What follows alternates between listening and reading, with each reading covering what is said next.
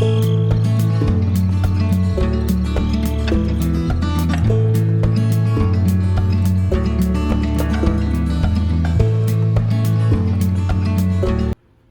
大家好，我是龟爷。众所期待的台湾制造的 AirBeast 水性亚克力器终于来了。最近等了好几个月了。那这中间呢，不断听到它很多消息。那现在终于拿到手了。那今天就要立刻来开测。那这是一款专门 for 这个喷涂使用的水性亚克力器。我们大概可以把它简称为 AQ。那今天主要要测试的项目有几个。第一个，当然我们就开箱，让大家看一下它里面大概长什么样子，还有它的瓶装是怎么样。第二个呢，就是各款颜色的跟它颜色呈现的效果，还有它的稀释度，看它效果如何。那喷涂的手感好不好？那味道会不会很重？第三个，会不会很容易堵墙？第四个，遮盖力如何？那第五个，耐刮性测试。第六个，附着力。那这一点有点难测啊，因为它其实没有出这个底气附涂啊，所以我们只能把它直接喷涂在这个套件上，然后来试看看。那第七个，适不适合打磨？第八个，我们贴一个水贴，看会不会被水去涂。那第九个，我们喷涂完这个水漆之后呢，我们通常会用墨线仪又或者是说我们必须有些情况下我们要把它去除，来试看看哪一款是能够把它去除的。那最后一个第10项就是说这个新款的 AT01它的溶剂它的清洗力如何。以上就是我们要测试的项目。那测试项目还蛮多的，那我们就尽快开始吧 ，Go！ 好的，那首先我们来开箱一下吧。那这一个呢，我买的这一款呢，它里面总共有18种颜色。那每一个颜色呢，大概有20 ml。大概是这样。那总共有18种颜色。那当然也包含黑色跟白色。它大概有说明了一下，就是它的发色非常优美很适合喷涂。那当然笔涂也可以。它设计来说的话是 for 喷笔类。那另外它有非常干燥的时间跟稀释比。那干燥的时间大概在1个小时就可以干燥。那24小时完全干透硬化。那在稀释的部分就是就是7一份，然后大概稀释大概0.5到1之间跟一般的这个水晶漆有点类似。那对色表的部分跟调色，我觉得这一点非常好。它在这个每一款漆上面呢，假如说你这个是黄褐色，它在这个色表上面呢，会直接告诉你说它所占有的比例。它是透过这样的比例去调出这样的颜色，我觉得这一点非常好。我们就随便抽一个颜色。那这边呢，它的那个对于这个编号命名呢，它是以 AQ， 所以我们就简称它这个是 AQ 系列。那这一款呢，它上面的就是用这种瓶盖，跟一般我们用的这个是 AV7 的，它是尖头的瓶盖。那它是属于这种的，它属于上掀式的。把这个打开，上面是，那这里有一根，它会把这个气孔堵住。那我在做这个喷漆的过程中，你必须要这样子去滴的时候，那这里要特别注意，就是说，它这里有一个这个瓶子的分膜线，如果你从这里压的话不好压，所以必须从这里压，这样子才好倒出来。这是它的设计。那瓶身来说的话是相对比较硬的，那 AV 的部分它是比较软的。所以我们等一下呢会来喷涂一下每一种颜色，每一个都喷给你看看。那再来就是它有出这个它自己专用的溶剂。那它的大容量呢，跟之前的那个这一款呢其实是一模一样的容量就是这么大。那据说呢这个发色会让原本的发色会更好。那我们就再往下吧。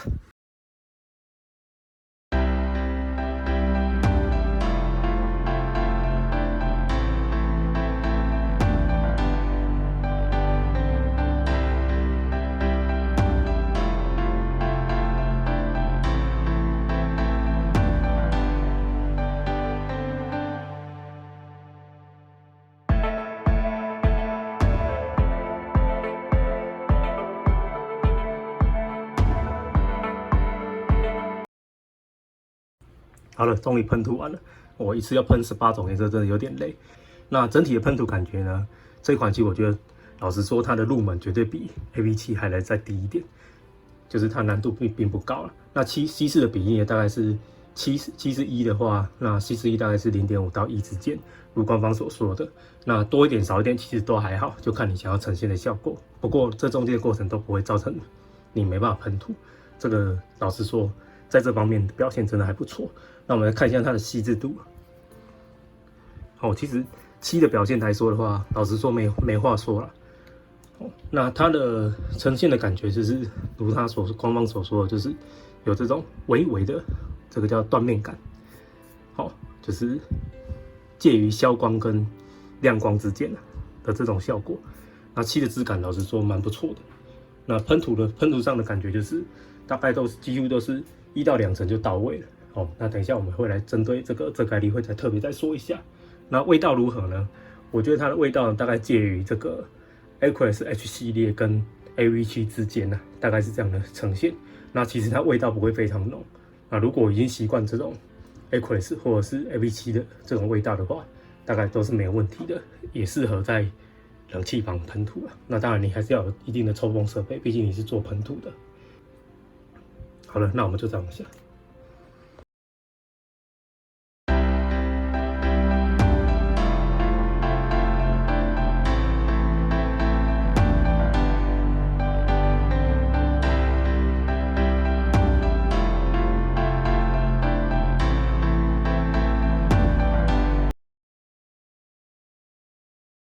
好的，那再来说一下会不会很容易堵枪呢？那我使用的喷笔是这个0.3的喷笔。那整体的过程中完全没有堵，就是在喷这18种颜色其实是完全没有堵枪的啦。那我稍微测试一下，就是一般我们在做这个像 AV7 或其他亚克力漆的时候，我们如果是用很低气压或者很小的出气量的时候，它会很容易堵枪，就是在这里会堵住。我刚刚稍微测试了一下，稍微出一点点气，这样持续大概2分多钟，或者说中间我稍微有停顿，也是用很低的出气量这样去喷，完全都没有堵枪。光这一点，我觉得他们在设计上其实应该是做得不错。那我觉得这可以有一个很大的功劳，我相信应该是它那一罐新的AT01那一款溶剂达到的效果，就是因为它具有缓干驻留的效果。那所以呢，它在喷涂的过程中不会太容易就是造成你堵枪的情况。这一点我觉得非常棒。那我们就再往下。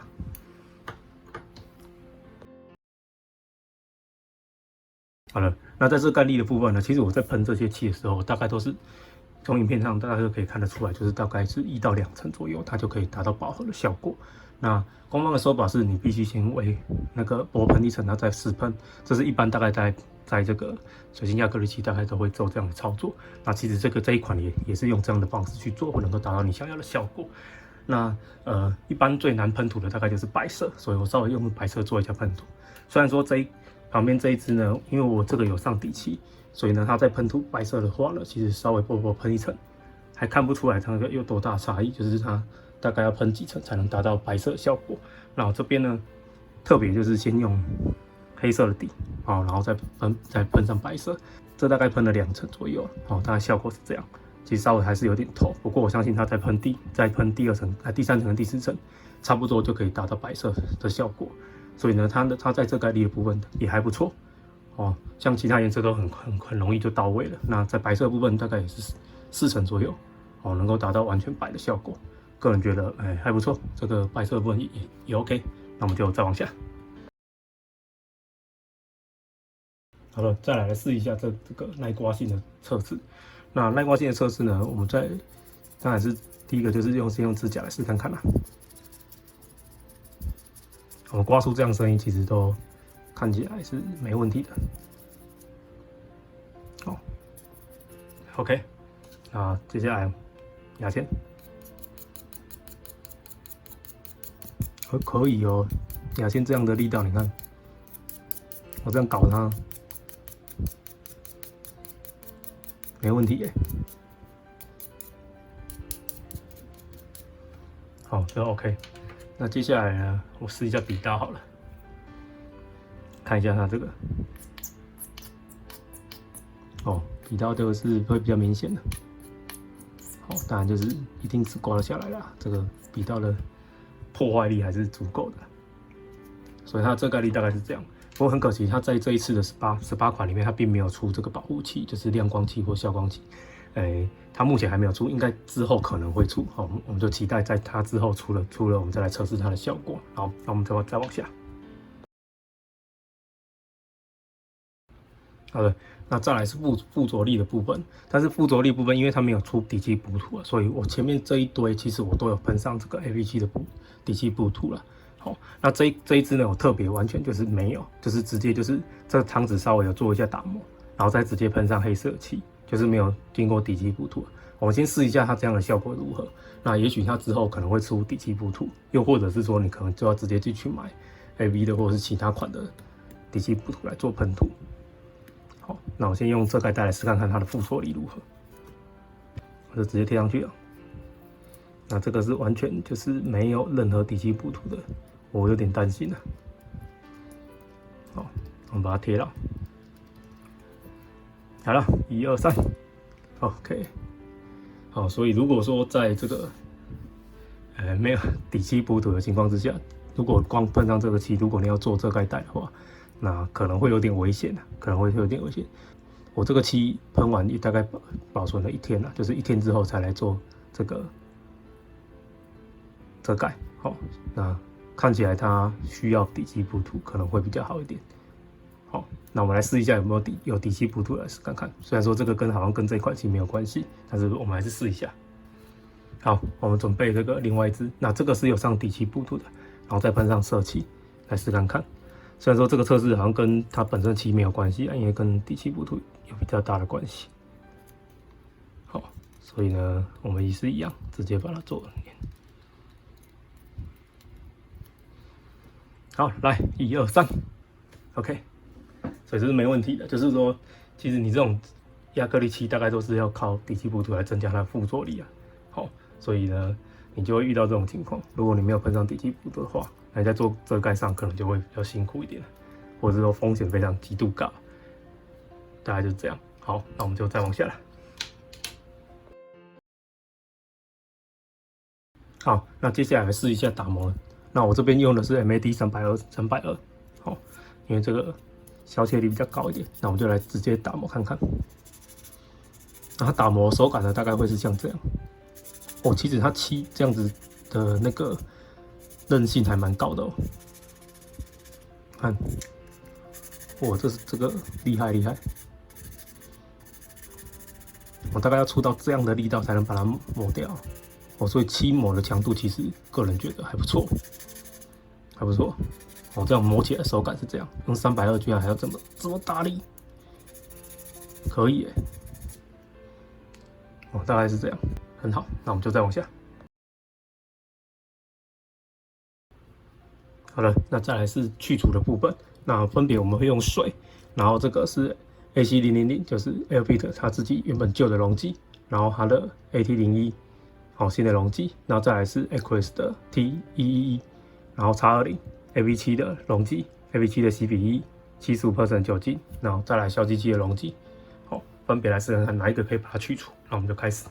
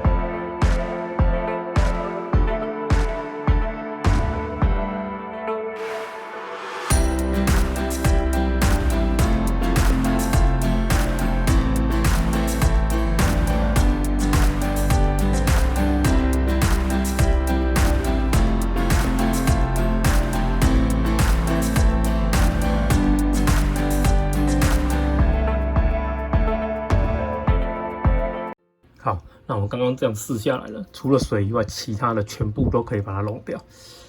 这一点的话，就倒觉得当然在去除漆的话是完全没问题，不过在墨线液上面的操作的话，可能就要特别小心。虽然说 X20它没办法很立即的溶解，也就是说其实你还是可以轻微的去做去除，但是你太大力去戳它的话，可能它就会很容易就掉。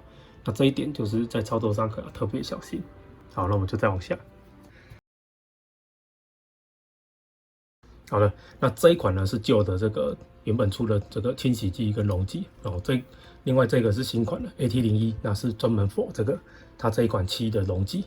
那我刚刚试的情况的结果就是说，我觉得不管你只要是用这个它这个新出的这个 AQ 的漆，你一定要用这一罐当溶剂哦，因为整体的感觉真的是比较好的。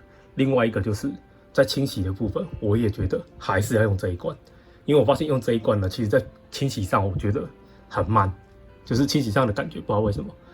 哦，这个也许之后可以再做更深入的研究。不过我稍微试了一下，用这个洗速度跟效果来说是比较好的。用这个漆，用这个旧的这一款清洗是比较耗时的，也就是说你需要用更多的量才有办法去做清洗。那这个呢，我大概2次，只要洗漱2次就搞定了，大概都10秒。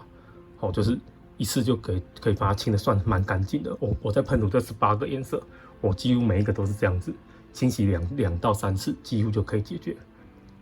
好的，那我们就再往下。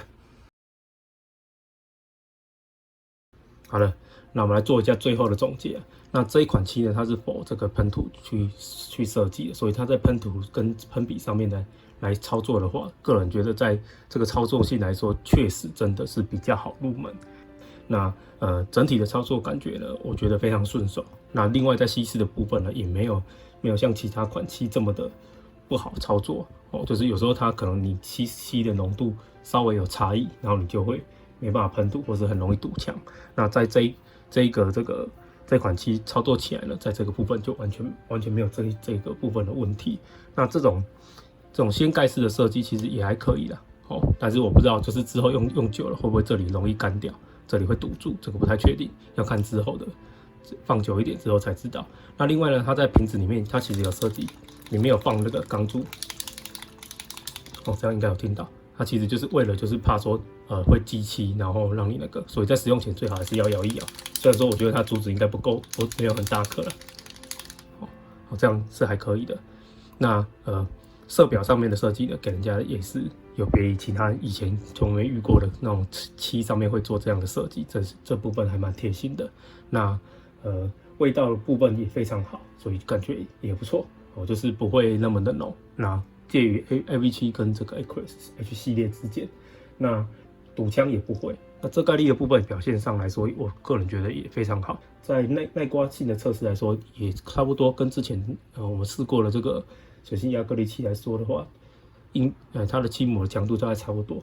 那在附着力的部分呢，我建议厂商看能不能出这个底漆补涂了，不知道它会不会出。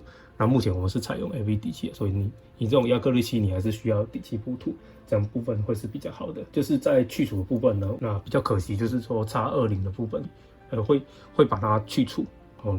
可能你必须再喷上一层亮光再来做这件事情，可能会是比较好的。所以我们也期待它之后会出亮光漆。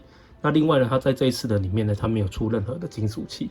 那我也希望厂商尽快的能够开发出金属漆。那这部分我觉得还蛮期待的，毕竟它操作起来真的是门槛是比较低的。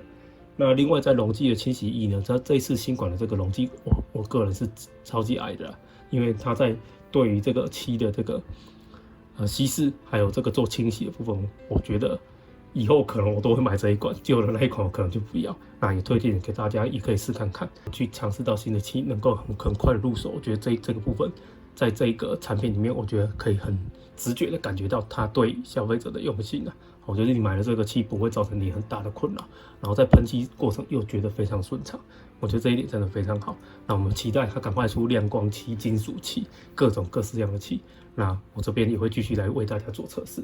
那今天影片就到这边了。如果喜欢我的影片的话，记得帮我按赞跟订阅哦。那我们就下次再见了，拜拜。